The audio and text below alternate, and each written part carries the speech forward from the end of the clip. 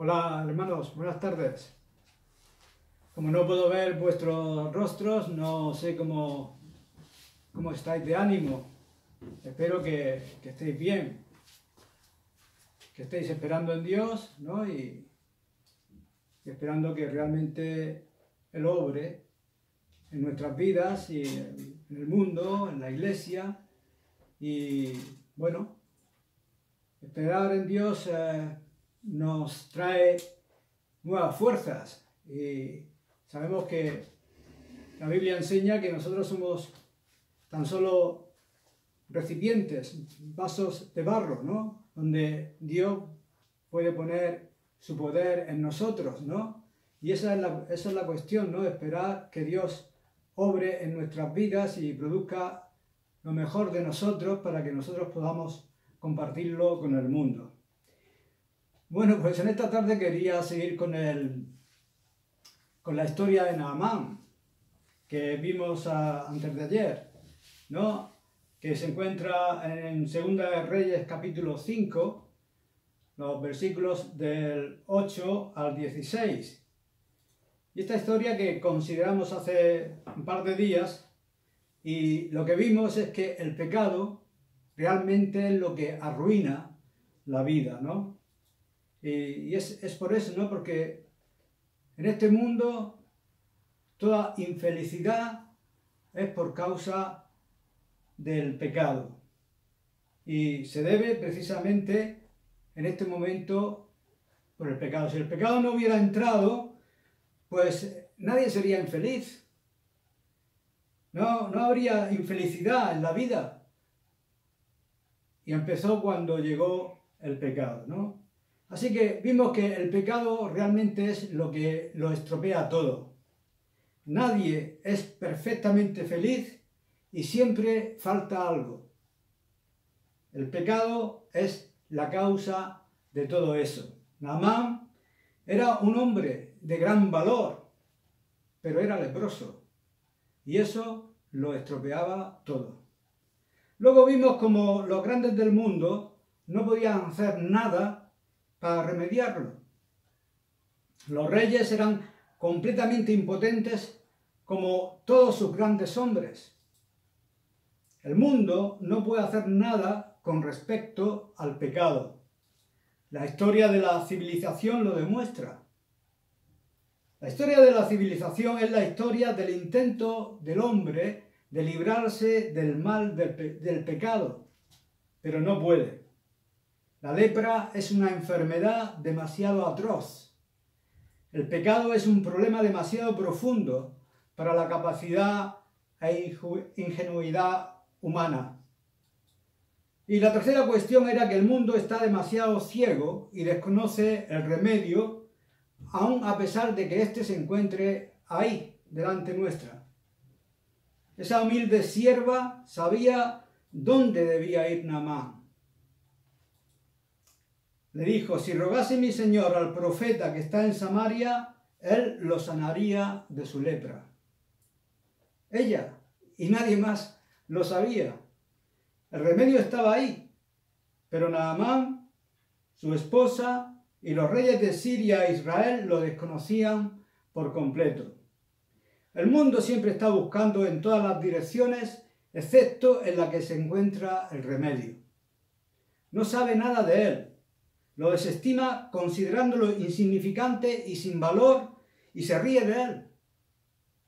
El último punto que tocamos era este, que el propósito de la iglesia cristiana, como el de la sierva de la casa de Naamán el sirio, es señalar el remedio y el único remedio. Hay profeta en Israel, le dijo. Sí, como Isaac Watts dice mirando al Señor Jesucristo, gran profeta de mi Dios. Lo es, profeta, sacerdote y rey. Él es el remedio. Él puede curar el pecado. Él puede tratarlo por medio de su sangre.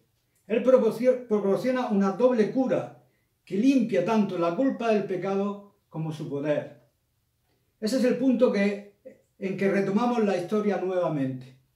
Quizás piense que no hay nada más que decir ahora en esta historia, ¿no? Ahora que Naamán ha llegado a la puerta del profeta, sin duda el problema se resolverá y se acaba la historia. Por desgracia, la historia no ha terminado.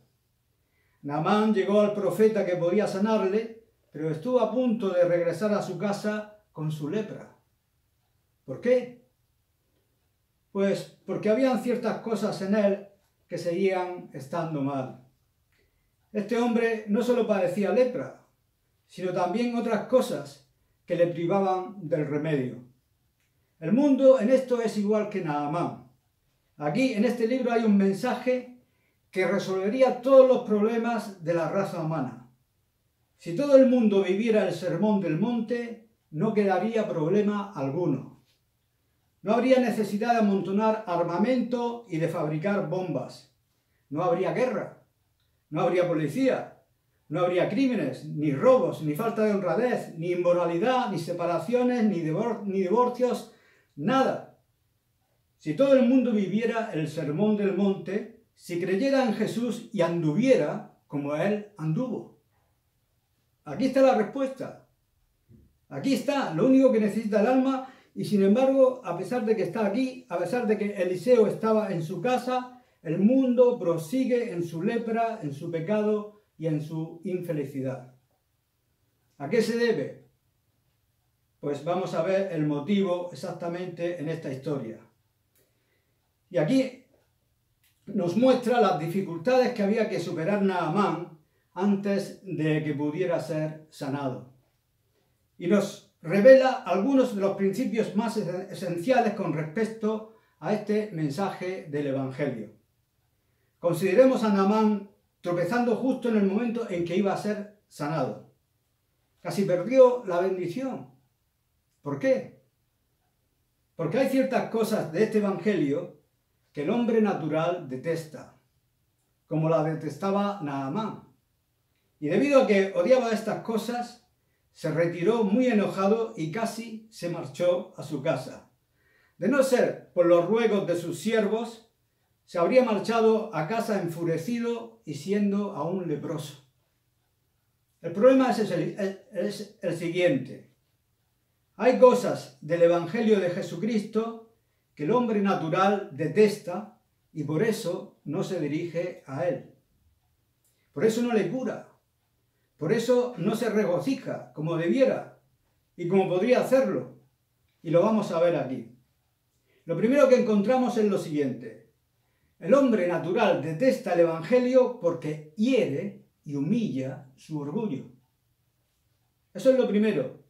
En el versículo 9 dice: y vino Naamán con sus caballos y con su carro y se paró a las puertas de la casa de Eliseo.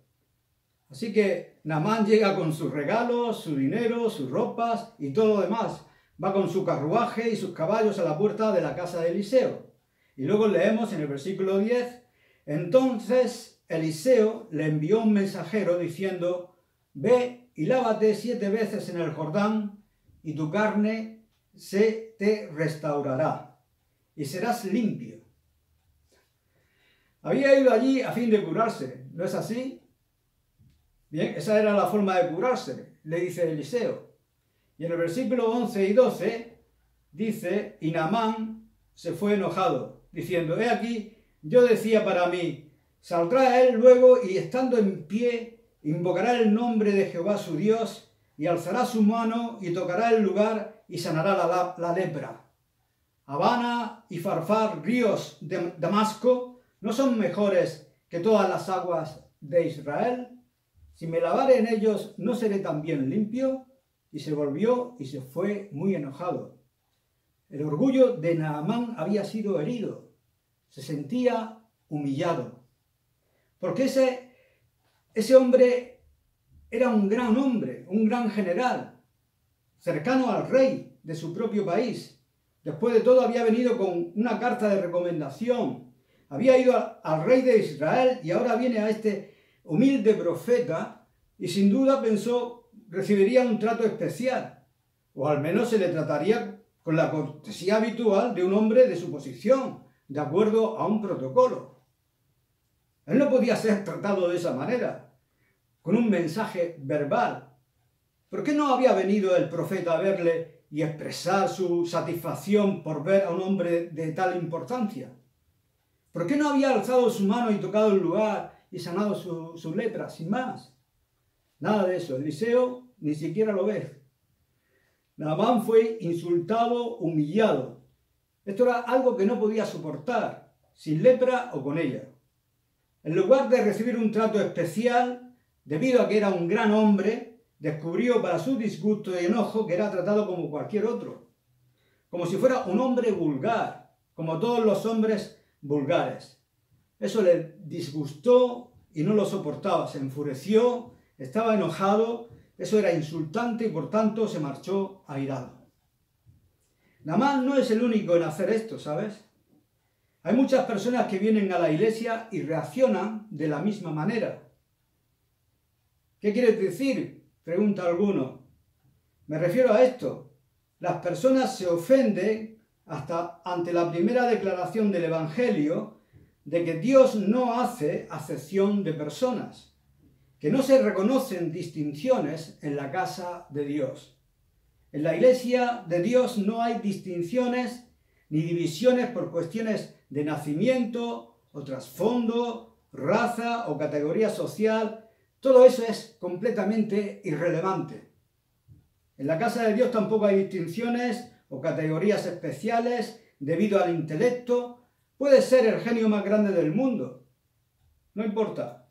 Cuando vienes aquí eres como todos los demás. Estás en la misma situación que el más grande de los necios en el plano intelectual. De la misma forma no hay distinciones en función de comportamiento moral y de uno y su conducta en el pasado. Puede ser un dechado de virtudes, pero no te servirá de nada aquí. Te enojará escuchar este evangelio porque te dirá que toda tu justicia es como un trapo de inmundicia y que estás en la misma situación que el pecador más disoluto que acaba de llegar de la calle. No hay diferencia alguna. Este es el mensaje del evangelio cristiano. Aquí no hay casos especiales. Y eso es lo que tanto enfurece, por eso les disgusta a las personas y se enojan. No hay casos especiales, ninguno, en absoluto. Esto es lo que dice el propio Evangelio. No hay justo ni aun uno, por cuanto todos pecaron y están destituidos de la gloria de Dios. Todo el mundo es culpable ante Dios. Y el mismo sermón es igual para pobres como para ricos, para universitarios como para trabajadores del campo, para marginados como para religiosos, porque cuando estás cara a cara ante estas cosas, no hay diferencia alguna entre uno y otro. Naamán solo era un leproso, como cualquier otro leproso. ¿Por qué había de recibir un trato de favor? Lo que necesitaba era que le curaran la lepra, y el profeta le dijo cómo debía hacerlo. Debía dejar todo lo demás a un lado. Nuestro intelecto, nuestras virtudes, todas las demás distinciones no suponen la menor diferencia. Nada más importa a un hombre en pecado ante Dios que le sea perdonado su pecado. Y este es el primer punto. Vamos al segundo punto, que es que el Evangelio nos enoja y lo detestamos porque muestra que todos nuestros pensamientos e ideas acerca de la salvación están equivocadas. Todo lo que hemos pensado es erróneo, completamente erróneo. Lo podemos ver aquí en el caso de Naamán. Y Naamán se fue enojado diciendo, escuchemos ahora a Naamán expresando su idea de cómo se salva un hombre. En el versículo 11 dice, he aquí yo decía para mí, saldrá él luego y estando en pie invocará el nombre de Jehová su Dios y alzará su mano y tocará el lugar y sanará la lepra. Si es cuestión de lavarse en un río, Habana y Farfar, ríos de Damasco, ¿no son mejores que todas las aguas de Israel? Este pobre país y su Jordán, si me lavare en ellos, ¿no seré también limpio? Y se volvió y se fue enojado. Esa era la idea de Naamán, cómo debía ocurrir. Su rey era culpable del mismo error envió un gran presente junto con Naamán. En el versículo 5 salió él llevando consigo 10 talentos de plata y 6.000 piezas de oro y 10 mudas de vestidos. Tomó también cartas para el rey de Israel, y lo mismo sucede al final. Aún después de ser sanado, Naamán sigue teniendo la misma idea equivocada. En el versículo 15 dice: y volvió al varón de Dios y dijo: he aquí ahora conozco que no hay Dios en toda la tierra sino en Israel. Te ruego que recibas algún presente de tu siervo. Eliseo replicó: vive Jehová en cuya presencia estoy, que no lo aceptaré. Naamán le apremió a aceptar un presente, pero él se negó. Y es que la salvación no se compra con dinero, ni con regalos. Naamán no podía entenderlo, porque todas sus ideas acerca de la salvación eran completamente erróneas. Y ese sigue siendo el problema del hombre natural. Eliseo hizo algo completamente distinto de lo que Naamán esperaba. No quiero detenerme en esto, pero ahí es donde entra la absoluta necedad del pecado. No hay nada más necio y estúpido en el mundo que el pecado y la incredulidad. Veamos a este hombre Naamán. Aquí lo tenemos. Leproso, no puede sanarse a sí mismo. Los médicos, los sabios, astrólogos no pueden sanarle. Su rey no puede sanarle. El rey de Israel no puede sanarle. Y sin embargo, ¡qué necio! No se le puede llamar de otra forma. A pesar de su desesperanza e impotencia como leproso y de que nadie puede hacer nada por él, es lo suficientemente necio como para criticar la actuación de Eliseo, discutir con él y exponer sus objeciones y protestas. ¿Qué se puede decir de ese hombre? Sino que es un necio y es un loco. Para empezar, es evidente que no sabía nada acerca de su enfermedad. Si hubiera sabido algo sobre la cura de la lepra, jamás habría ido a la puerta de Eliseo. Fue debido a que no sabía qué hacer y a que nadie más lo sabía, que se encontró en la puerta de Eliseo. Y sin embargo, ahí está, discutiendo lo que dice Eliseo y criticándolo. ¿Es eso lo correcto? ¿Es eso lo que debo hacer? Si es cuestión de lavarse, ¿por qué no puedo ir a la Albana y al Farfar? ¿Por qué a este Jordán? ¿Por qué no viene y pone su mano? Habla como si lo supiera todo al respecto, ¿no? Y sin embargo no sabe nada. Y esto es lo que le ocurre a muchas personas cuando oyen el Evangelio. ¿Pueden curar su pecado ellos mismos? ¿Pueden librarse de él? ¿Son completamente felices? ¿Están completamente satisfechos? ¿Han encontrado el camino por medio de sus filosofías? ¿No importa cuál sea? Por supuesto que no. De otra forma no estarían escuchando lo que tiene que decirles el Evangelio. Entonces, no deberían ser unos necios, como fue Naamán, si han fracasado en cuanto a encontrar la cura para sus almas. ¿Quiénes son para criticar el camino del Evangelio? ¿Por qué presentar sus ideas y sus teorías? ¿Por qué decir no aprobamos eso?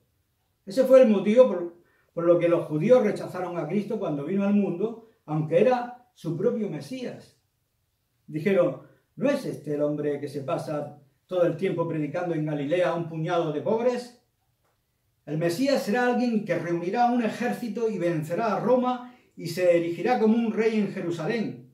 Elevará a la nación por encima de todas las demás y vencerá al mundo. Ese es el Mesías. Y esa era su idea del Mesías. Debido a que esta no era la imagen de Mesías que tenía Cristo, debido a que él no se ajustaba a ella, lo odiaron y los fariseos, escribas y saduceos conspiraron contra él y le mataron. Y las personas que son miserables y pecadoras siguen diciendo lo mismo. Dicen: no veo por qué únicamente vivir una vida buena no es suficiente. No veo por qué haciendo esto que estoy haciendo yo no es lo mismo. Mi religión es tan buena como cualquier otra. Y te dicen esto y aquello y se marchan como Naamán enfurecidos. Habana y Farfar son mejores que el Jordán. A pesar de que son tristes, fracasados, a pesar de que son pecadores, tienen el cinismo y la necedad de criticar el camino de salvación que Dios ha enviado al mundo. ¿No es eso una locura? pero por eso les enoja, igual que Naamán estaba enojado. Las palabras de Eliseo echaron por tierra inmediatamente todas sus ideas. Nada había ocurrido según su plan y patrón, según sus ideas, y sin embargo se aferra a ellas, discute y cuestiona y sigue siendo un leproso. Lo primero que muchos debemos aprender es que todo lo que hemos pensado acerca del cristianismo puede estar completamente equivocado. Algunos han pensado que por nacer en un país cristiano nos hacía cristianos. Hubo un tiempo que hablábamos de naciones paganas. Esta es una nación cristiana. Decimos, fui criado en un hogar cristiano. Siempre he creído en Dios. Siempre he sido cristiano. Siempre he ido a la iglesia. Siempre he hecho el bien. Nunca he robado ni matado. Por supuesto que soy cristiano. Por eso lo primero que hace el Espíritu Santo es traer convicción de pecado, convenciendo a los hombres de sus pecados y mostrándonos el trágico error que es todo eso. El cristianismo no es eso. Ese es el mayor obstáculo para el cristianismo y es preciso deshacerse de él. Eliseo vio que había que hacerlo. Conocía a aquel hombre, conocía sus pensamientos, los tiró por tierra y Naamán se enfureció. El Evangelio sigue haciendo esto, Dios lo hace. El siguiente punto que vamos a ver es este. El Evangelio enoja al hombre natural y le hace odiarlo porque le propone un camino que le parece completamente ridículo y despreciable. No solamente aplasta lo que pensábamos e imaginábamos que iba a hacer y todo eso queda destruido, sino que cuando nos muestra su propio camino es aún más irritante. ¿Sabes? Puedo parecer duro con este hombre, con Naamán, pero me da mucha pena porque le entiendo muy bien. Todos hemos estado en la situación de Naamán, pero quisiera mostrar lo ridícula que es esta situación. Aquí lo tenemos. Ha venido con su carta de recomendación, con su carroza, sus caballos, sus séquitos, sus seguidores, siervos, dinero, vestidos, todas estas cosas. Y lo único que sucede es que este profeta le envía un mensajero y ni siquiera va a verle, un simple mensajero que le dice, ve y lávate 7 veces en el Jordán. Esa es la gota que colma el vaso. Bastante ya que no venga a verle y haga esto y aquello, pero el Jordán, cuando ya conoce Abana y Farfar, ríos de Damasco, eso es insultante, es completamente ridículo. Si lo que el Evangelio nos dice a todos nosotros es sumamente mortificante para el hombre natural y le parece completamente insultante y humillante porque no viene a nosotros diciéndonos que únicamente tenemos que vivir una vida buena y que solamente tenemos que mirar al Señor Jesucristo y ver su ejemplo perfecto y luego seguirle. Así practicando la imitación de Cristo. Todos estamos dispuestos a ir a imitar a Cristo, utilizando nuestras fuerzas, sacrificándonos, haciendo cosas maravillosas. Esto es cristianismo, decimos. Esto está bien, la imitación de Cristo. No, dice el Evangelio, no es así en absoluto. Dios no nos invita a imitar a Cristo, a intentar poner en práctica sus enseñanzas, con la promesa de que recompensarnos librándonos del pecado. No es eso en absoluto. El mensaje no es mirar a Jesús como el gran ejemplo moral, el gran maestro, es mirar al patíbulo. Es mirar a un hombre con una corona de espinas, una corona de espina clavada en su frente y con una expresión de dolor en su rostro, clamando, Dios mío, ¿por qué me has desamparado? Es mirar a un hombre muriendo y agonizando en una cruz, en aparente debilidad, cuyo cuerpo es sepultado en un sepulcro con una gran piedra en la entrada. Eso es lo que se nos pide que miremos, a Jesucristo y a Jesucristo crucificado. El Evangelio dice que ese es el camino de la salvación, que ese es el camino para librarnos de nuestro pecado y de nuestro problema, que es el camino para alcanzar la plenitud y la felicidad, ir al Calvario. Mirar a Cristo, muriendo en la cruz. Comprender lo que estaba sucediendo, lo que significa que estaba cargando con nuestros pecados sobre su cuerpo, que nuestros pecados estaban siendo castigados en él, que Dios había puesto nuestra iniquidad sobre él y la estaba tratando allí. Eso es todo. No tenemos que hacer otra cosa que admitir nuestro pecado, arrepentirnos, confesarlo y todo, y entonces creer sencillamente que Cristo, el Hijo de Dios, ha muerto por nosotros y por nuestros pecados. Y si lo hacemos, nos salvaremos de inmediato. ¿Qué? Dice el hombre. ¿Solo eso? ¿No tengo que salir del culto y decidir ser mejor y participar en un cursillo de instrucción sobre cómo tomarse en serio el cristianismo, leer libros, intentar hacer buenas obras y entonces... No. Lo único que debes hacer es mirar a la cruz y ver al Hijo de Dios muriendo y decir, creo en ese mensaje. Creo lo que me estás diciendo. Que crea. Que es el Hijo de Dios que ha muerto por mí y por mis pecados y que recibo el perdón de inmediato y me convierto inmediatamente en Hijo de Dios. Me convierto en cristiano. El Espíritu pone su vida en mí. Solo eso, nada más. Ningún programa, ningún tratamiento de larga duración, nada en absoluto, solo eso. Vaya, dice alguno, eso está bien para algunos ignorantes, o para mujeres, o para los niños, pero ¿no sabes que me he pasado la vida leyendo filosofía? ¿Que he invertido mi tiempo estudiando sociología?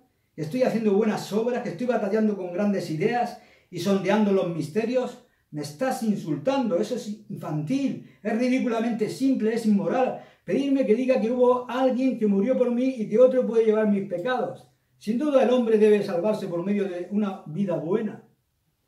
Si eso es el Evangelio, ¿qué sentido tiene mi educación, mis conocimientos? ¿Qué valor tiene toda mi moralidad y todo lo que he estado intentando hacer durante años? Parece como si dijeras que carece de valor alguno, que simplemente tengo que creer algo que puede hacer un niño. La respuesta es sí, un niño puede hacerlo. Porque lo que aquí obra es el poder de Dios y nada de nosotros, sino nuestra necesidad, nuestra pobreza, nuestra amargura, nuestra desesperanza, nuestra completa impotencia. Venimos tal como somos, tan desamparados como un niño, lo más sencillo del mundo. Eso es lo que dice el Evangelio. Ese es el mensaje que envió Eliseo a Naamán hace tanto tiempo. Simplemente ve y báñate 7 veces en el río Jordán y serás sanado. Te librarás de tu lepra. Naamán estaba furioso y el hombre natural sigue oponiéndose a ello. Se puede leer como lo expresa Pablo en 1 Corintios 2, versículo 14. Pero el hombre natural no percibe las cosas que son del Espíritu de Dios. ¿Por qué? Porque para él son locura. Pero nosotros predicamos a Cristo crucificado, para los judíos ciertamente tropezadero y para los gentiles locura. ¿Qué? Dijeron los griegos. Pedir a nuestros grandes filósofos que crean que un carpintero de Nazaret que murió en la cruz es el Salvador del mundo y que no tenemos que hacer otra cosa sino creer en él y someternos a él. Es completamente absurdo. ¿Dónde está nuestro entendimiento? ¿Dónde está nuestra filosofía? Y por eso lo rechazaron.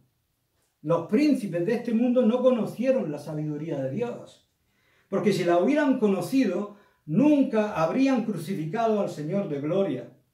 El método del Evangelio parece insultante y pueril. Queremos hacer algo grande, como quería aquel hombre. El Evangelio insiste que este es el único camino, no hay otro. Pero ¿y el budismo? ¿Y el islamismo? ¿Y el hinduismo? ¿O el confucianismo? Solo hay una respuesta para eso. Esos no son el camino. Solo hay un camino. Naamán había intentado todo lo demás, pero no le había llevado a ninguna parte. Todo había fallado y todo lo demás falla en esta noche. Este es el camino de Dios, el unigénito Hijo de Dios. Jesús de Nazaret, Él es el Salvador del mundo. Pedro dijo, no hay otro nombre bajo el cielo dado a los hombres en que podamos ser salvos. Nadie puede poner otro fundamento que el que está puesto el cual es Jesucristo. Pablo dijo, pues me propuse no saber entre vosotros cosa alguna, sino a Jesucristo y a este crucificado. Jamás encontrarán otro camino. Aunque sigan su filosofía, sigan sus otras religiones, nunca hallarán paz y descanso. Solo aquí está el remedio. No hay otra alternativa. Si Naamán se hubiera marchado airado y enojado y hubiera vuelto a Siria, habría vuelto como leproso. Y la lepra se habría extendido por todo su cuerpo hasta matarle. Puede que rechacen este evangelio, pero si lo hacen, seguirán siendo leprosos morales, seguirán siendo pecadores y cuando mueran, porque es el pecado quien introdujo la muerte y sigue causándola, serán condenados ante Dios. Seguirán siendo leprosos y pecaminosos por toda la eternidad, sin esperanza, sin remisión, sin nada que los alegre. Dios ha enviado a este mundo a su único Hijo, a su Hijo unigénito, por nosotros los hombres para nuestra salvación. Y la única forma en que podía hacerlo Jesús era morir por nosotros.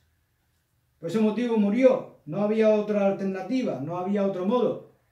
No había otro capaz de pagar el precio del pecado. Solo Él podía correr los cerrojos de los cielos y abrirnos el paso. Nosotros debemos adoptar el papel de los siervos de Naamán, que viéndole alejarse de Eliseo y volver a su casa enfurecido, fueron a él y le dijo su siervo, Padre mío, si el profeta te mandara a una gran cosa, ¿tú no lo harías? ¿Cuánto más diciéndote, lávate y serás limpio? Y nosotros podemos rogarle del mismo modo, ¿no? Y la cuestión importante es la siguiente. ¿Cura, sana este evangelio? Bueno, si lo probamos, veremos que sí. Tendremos la misma experiencia que tuvo Naamán.